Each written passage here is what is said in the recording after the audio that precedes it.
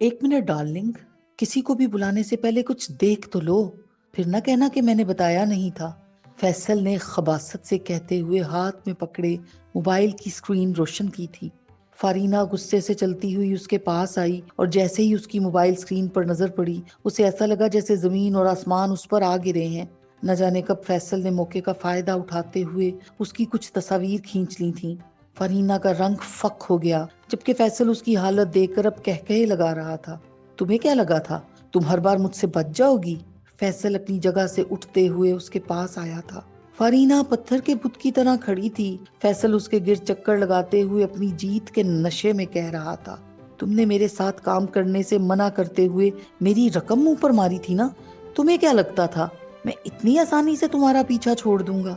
जबकि मैं तुम्हारी वजह से दूसरी कंपनी से बात कर चुका था, और वो इसी शर्त पर माने थे कि अगर तुम इस फिल्म में काम करोगी तो ही वो इश्तराक करेंगे। मगर तुमने मुआयदा करके तोड़ दिया। तुम्हारी वजह से मेरे हाथ से इतना महंगा प्रोजेक्ट निकल गया, और जो नुकसान मुझे उठाना पड़ा वो अलग था।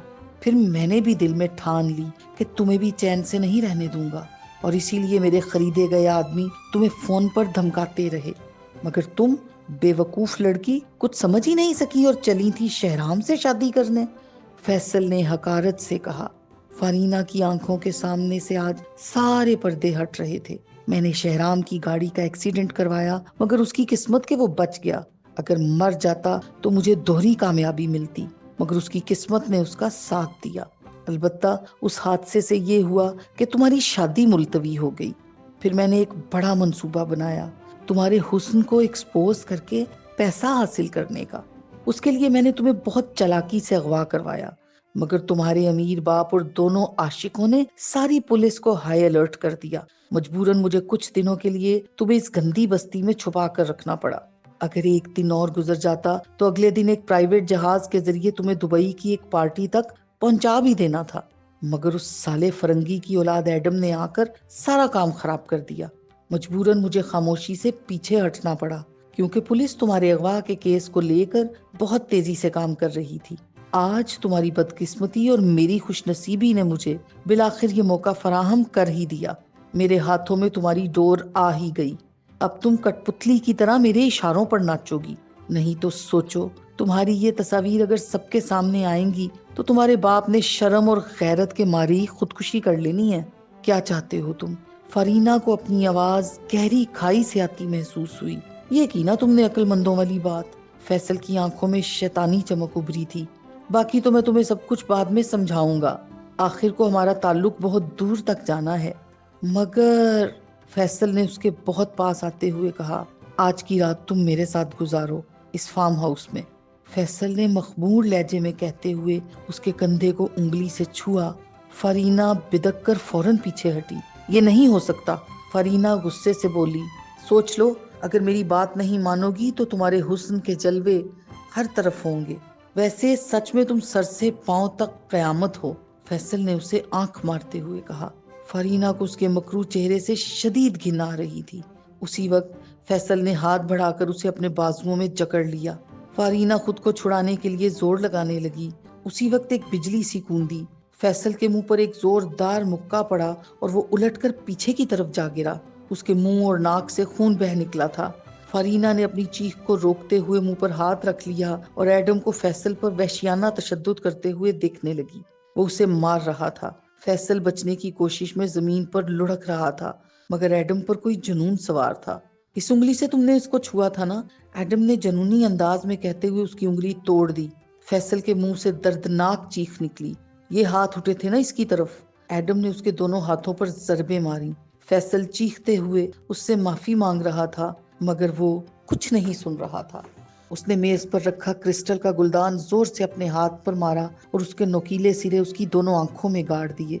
खुद उसके हाथ से भी खून बह रहा था, मगर उस पर एक जुनून सवार था। उसी वक्त निशा ने कमरे का दरवाजा खोला और अंदर का मंजर देखकर चीखने लगी। वो इतनी देर तक फरीना के वापस ना आने पर उसे बुलाने के लिए यहाँ आई तो उसके होश उड़ गए। वो फौरन वापस भागी और सिक्योरिटी को आवाज देने लगी। कुछ देर में वहां लोगों का हजूम हो गया। फरीना की सिक्योरिटी पर मामूर लोग भी भागे आए। सब सूरत हाल को समझने की कोशिश कर रहे थे। फरीना ڈری سہمی ایک کونے میں کھڑی تھی اور فیصل ایڈم سے مار کھا کھا کے بے حال ہو چکا تھا۔ ایڈم نے اس کی وہ انگلی ہی توڑ دی تھی جس سے اس نے فرینا کو چھوا تھا۔ فرینا اس کا جنون دیکھ رہی تھی۔ اسے بہت سال پہلے ایک واقعہ یاد آ رہا تھا۔ تب بھی کسی نے اسی طرح اپنے سامنے والے کو پیٹا تھا اور اس دن بھی وجہ فرینا ہی بنی تھی۔ فرینا گمسم کھڑی تھی۔ اس سے لوگ سوال پوچھ رہے تھے مگر اسے کچھ سمجھ نہیں آ رہی تھی۔ بمشکل ایڈم کو کئی لوگوں نے پکڑ کر فیصل سے الگ کیا، نہیں تو آج وہ اس کی جان ہی لے لیتا۔ کسی نے پولیس کو اطلاع بھی کر دی تھی۔ پولیس نے آتے ہی ایڈم کو حراست میں لیا۔ فیصل کی حالت بہت خراب تھی۔ اسے فوراً ایمبولینس کے ذریعے ہسپتال پہنچایا گیا۔ پولیس فرینا اور نشا کو بھی چشمدید گواہ کے طور پر ساتھ لے گئی تھی۔ پولیس اسٹیشن میں ان کے پہنچنے تک مرتضی ہاشم اور شہرام بھی پہنچ چکے تھے۔ مرتضی ہاشم کے سیکیورٹی آفیسر نے اسے فون کر کے سارے واقعے کی اطلاع دی تھی۔ وہ فوراً شہرام کو لے کر وہاں پہنچے۔ ایڈم کا بیان ریکارڈ کیا جا رہا تھا۔ وہاں فرینا اور نشا بھی تھیں۔ ایڈم نے ایک چھوٹا سا وائس ریکارڈر نکال کر میز پر رکھا اور اسے آن کر دیا۔ فیصل کی آواز میں اعتراف جرم تھا جو وہ فرینا سے کہہ رہا تھا۔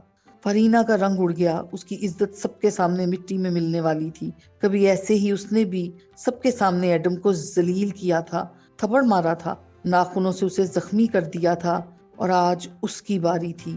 آج بازی ایڈم کے ہاتھ میں تھی، جس کے سامنے وہ ایسے عیاں ہوئی تھی کہ نظریں ملانے کے قابل بھی نہیں رہی تھی۔ اب باپ اور شہرام کے سامنے بھی اس کی عزت دو کوڑی کی ہونے والی تھی۔ کاش یہ زمین پھٹے اور میں اس میں سما جاؤں، فرینا نے آنکھیں بند کرتے ہوئے دل میں کہا۔ اس کی آنکھوں سے آنسو بہنے لگے۔ قیامت کا لمحہ قریب تھا، مگر اسی وقت آواز آنا رک گئی۔ فرینا نے چونک کر سر اٹھایا۔ اس وائس ریکارڈنگ میں فیصل کے اعتراف جرم کے علاوہ اور کچھ نہیں تھا۔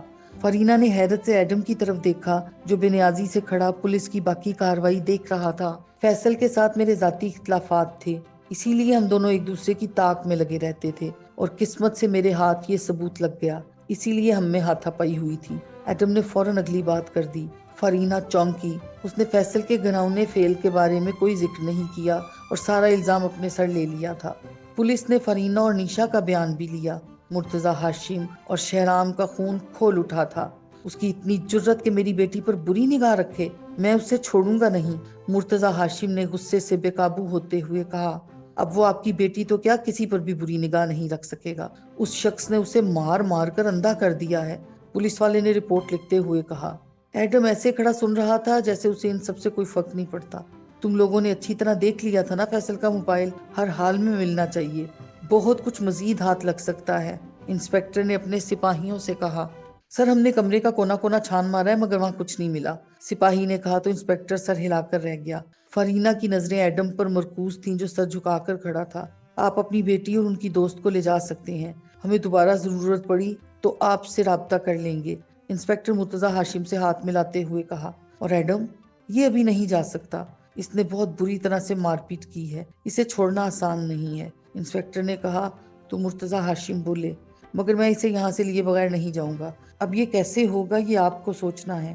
ان کا قطعی انداز دیکھ کر انسپکٹر ششو پنج میں پڑ گیا۔ مگر سر میرے لیے مسئلہ پیدا ہو جائے گا، انسپکٹر نے پریشانی سے کہا۔ اگر ایڈم بھی زخمی ہو کر ہسپتال میں رات گزار لے تو پھر کل صبح ہوتے ہی ہم اس کی ضمانت کروا لیں گے، شہرام نے آگے ہو کر کہا تو انسپکٹر سوچتے ہوئے اس بات میں سر ہلا دیا۔ ایڈم کا بازو شدید زخمی تھا اور اس کی مرہم پٹی ہونا بھی ضروری تھا۔